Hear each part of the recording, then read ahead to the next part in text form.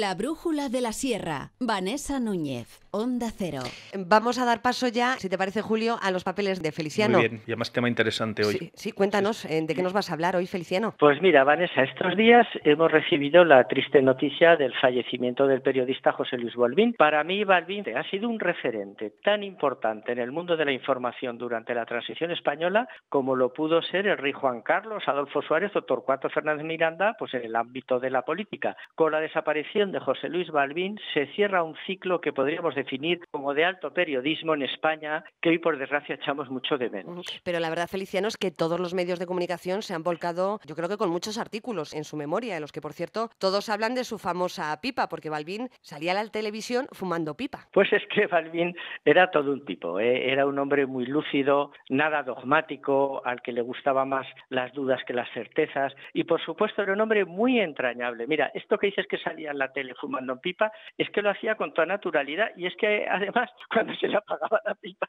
no dudaban en interrumpir su intervención, aunque estuviera en primer plano, mientras la volvía a encender y luego continuaba plácidamente con su charla. Esta actitud de tanta naturalidad no era ninguna pose. Una de las cosas que más me sorprendió cuando conocí a José Luis Balbín es que era igual en el ámbito privado que en el público. José Luis Balbín siempre era el mismo, hablando por teléfono, cuando lo escuchabas por la radio, cuando lo veías por la televisión o cuando lo tratabas en persona. Pero esto no es muy normal en los personajes públicos, Feliciano. Pues no es muy normal. Balbín nació en Asturias, en Pravia, en el seno de una familia pues modesta, pero muy ilustrada. Sus padres fueron unos grandes aficionados a la lectura. Su madre leyó toda la vida el periódico francés Le Monde y Balbín siempre se preguntaba, bueno, pero ¿qué interés podría tener para mi madre, una asturiana de Pravia, la política francesa? Bueno, pues su madre le decía, oye, es que a mí esto de los franceses me entretiene mucho. Eran 7 hermanos y cuenta que desde pequeños ya sindicaban sus propinas, sus perricas, para comprar libros de cuentos. Fíjate, si les gustaba leer, que su padre, cuando hacían alguna trastada, los castigaba con varios días sin leer. Vino a Madrid a estudiar periodismo y una vez que acabó la carrera, entró como editorialista en el periódico Pueblo. En esa época existía la cadena de prensa del Movimiento, formada por cientos de emisoras de radio y periódicos al servicio del régimen de Franco. Y uno de sus periódicos insignia, el periódico estrella, fue el madrileño Pueblo. Pueblo era toda una escuela de periodismo, cuyo director, Emilio Romero, un personaje pues muy áspero, agrio, y eso sí, con mucha personalidad, que además dentro del régimen siempre fue a su bola, ¿no? Siempre fue por libre,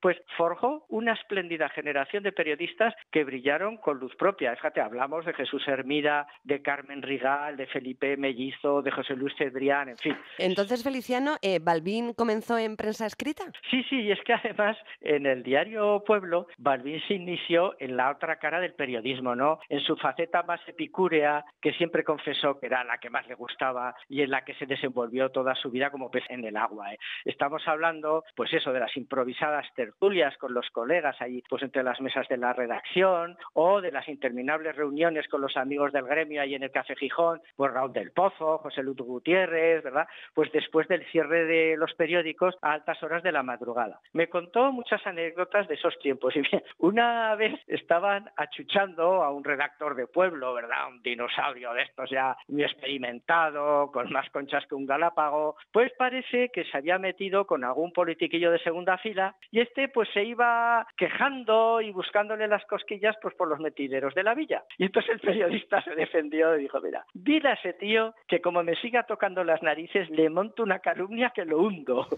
Pero Balbín trabajó mucho tiempo también en el extranjero. Con tan solo 23 años, Emilio Romero le ofreció nada menos que la corresponsalía de Nueva York. Pero a Balbín le tiraba mucho más Centro Europa y le dijo, no, yo quiero ir a Alemania. Y Emilio Romero dijo, pero ¿cómo vas a ir a Berlín si no sabes alemán? Y Balbín le respondió muy serio, que yo no sé hablar alemán, yo hablo alemán mejor que Adenauer.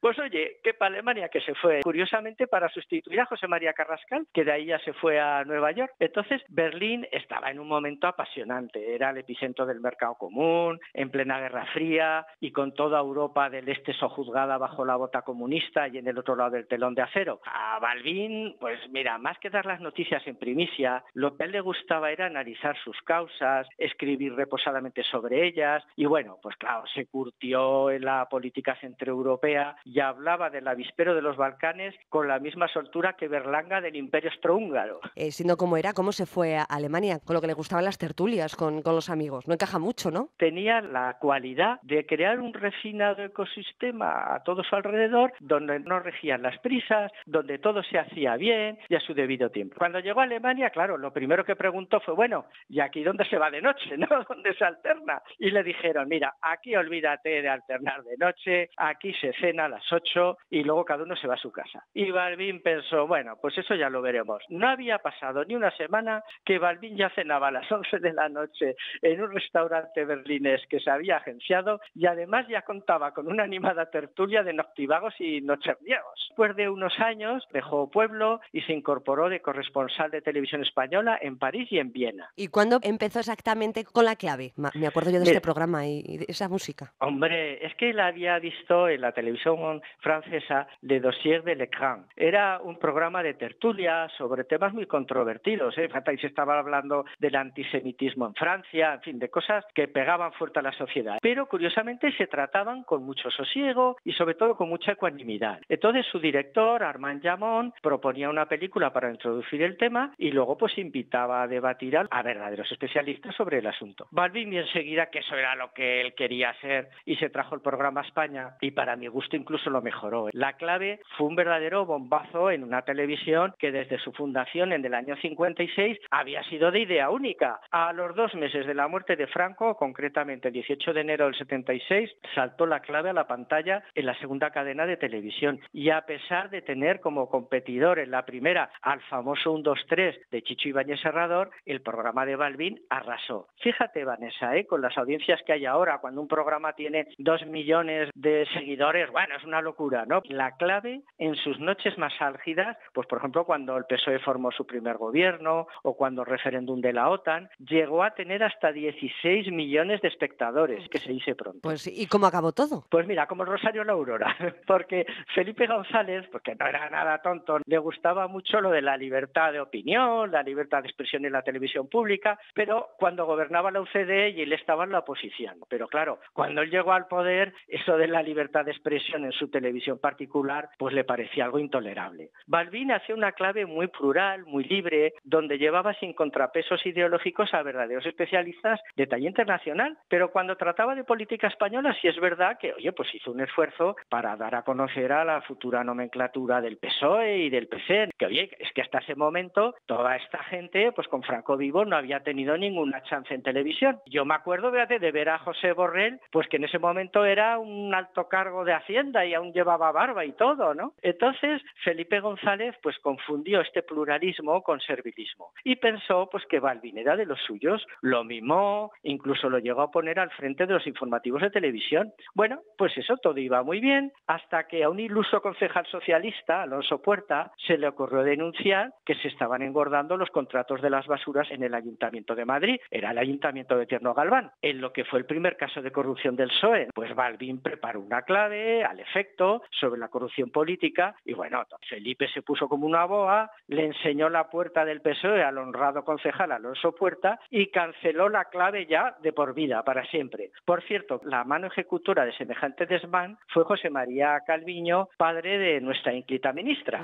Entonces aquí es cuando se vino a Antena 3. Pues sí, mira, Manuel Martín Ferrán le dio refugio en su nuevo proyecto de radio y televisión privada. En Antena 3 Televisión se repuso la Clave, pero bueno, ya no era lo mismo. Era una versión low cost, pues muy lejos del glamour que se respiraba en la cadena pública, porque claro, la Clave era un programa carísimo y Antena 3 pues no tenía presupuesto para atraer a tantos invitados desde el extranjero. Balbín también se puso al frente de la tertulia nocturna Hora Cero en la radio Antena 3 y fue una maravilla. De colaboradores tenía a Santiago Amón, a Chicho Sánchez Ferlosio, a Víctor Márquez Reviriego. Bueno, curiosamente, en este programa es la única vez que he visto a Balbín fuera de su guión, lo que se hizo vulgarmente sacar los pies del tiesto. En esos tiempos daba mucho juego Javier Aguirre, que era un fatuo jesuita que se salió de la congregación para casarse nada menos que con la duquesa de Alba. Al morganático duque se le había subido el ducado a la cabeza y fue protagonista de algunas hilarantes anécdotas, ¿verdad?, a costa de su impostada y nueva alcurnia. El caso es que Balbín, pues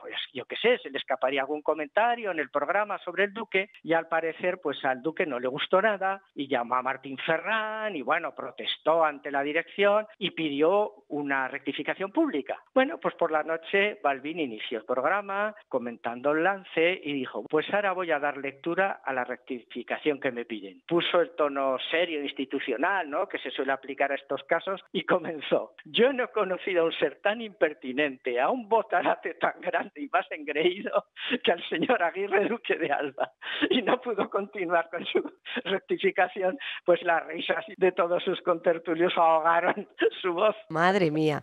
Y Balbín, Feliciano, tú que le conociste, ¿te contó muchas anécdotas de la clave? Balbín era un fenómeno de masas. Cuando lo llevé a INSA desbordó el aforo totalmente, y fue una concentración de público sin precedentes y estamos hablando de un acto cultural en medio del Pirineo. En Madrid estaba solicitadísimo. Balbín llegaba a cenar hasta 3 veces cada noche. Mira, acudía a la primera invitación, pues estaba con todos departiendo y tal, y bueno, pues después del primer plato decía, ay chicos, disculpadme, pero me acaban de llamar por un asunto, y entonces se despedía muy cariñoso de todos y se iba a la segunda invitación. Llegaba el segundo plato, por favor, nada, no os mováis, por favor, disculpadme, es que me ha surgido un compromiso de última hora, en fin, compartía el segundo plato mientras charlaba y amigablemente con todos, y de pronto, mira, me acaban de llamar y claro, me tengo que ir, disculparme todos, y se iba a la tercera invitación. Chicos, no he podido venir antes, pero bueno, por lo menos me tomo el café y el postre con vosotros. Y ese era Balbín, es que sabía quedar bien con todo el mundo, era un caso. Para muchos de nosotros, además, la clave pues fue un programa de culto, como una segunda religión. En los años 80, yo por temas de trabajo vivía en Tamarite y Gloria y yo nos reuníamos con los boticarios del pueblo, nuestros entrañables amigos Luis Esquerra y Juanita Bosquet, para cenar en su casa y ver juntos la clave, y para nosotros esa era la noche más especial de la semana. De Balbín aprendí mucho, mira, él me decía,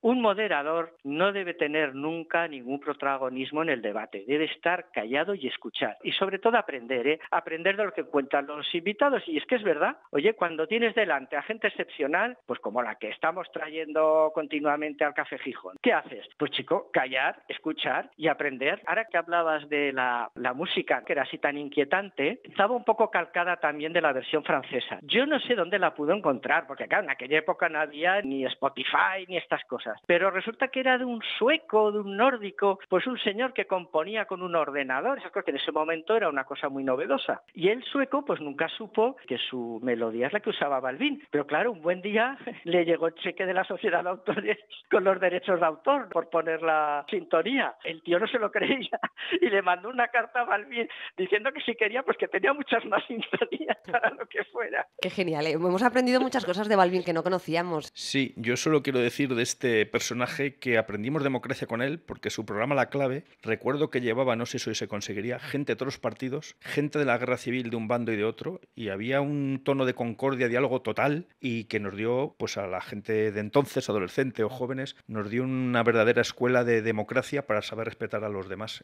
Pero es que además, Julio, fíjate una cosa que él me decía muy importante, traía a quien ellos pensaban que podía ser más interesante para ese acto. Nunca buscó un contrapeso, un equilibrio político, no. Ahí cada uno iba por sus méritos. Era tan prestigioso acudir a La Clave que muchos políticos en su currículum, ¿no? Pues yo he sido diputado, he sido su director general y he participado 2 veces en La Clave. Bueno. Oye, nuestro amigo Amando de Miguel era un comodín en La Clave, es que salía muchísimo. Claro, ya con los años cuando lo conocimos nos contó por qué. Y es que Amando de Miguel era el sobresaliente de La Clave, como los toros. Entonces lo tenía Balbín en reserva, pues cuando tenía alguna fallo, alguna falta, llamaba a Amando, que ya estaba preparado, y como sabía de todo, iba a toda velocidad y participaba en La Clave. Amando, vecino de este pueblo popular, que tuvo un consejo de guerra y le quitaron la cátedra durante 2-3 años. Carrero Blanco le quitó la cátedra. ¿Qué me dices? Sí, ¿Un consejo de guerra? Un consejo de guerra por las clases que daba. Amando tiene un currículum bastante interesante, ¿eh? Pero ¿sabes por qué? Porque dijo que la guerra civil no era una cruzada. Y el obispo de Barcelona por ahí dijo que no pasaba y estuvo en la cárcel. Pero no solo estuvo en la cárcel, es que lo vacunaron contra el cólera con la misma aguja y sin esterilizar. Los ponían en fila y les iban metiendo la vacuna en el brazo. Qué tiempos, madre mía.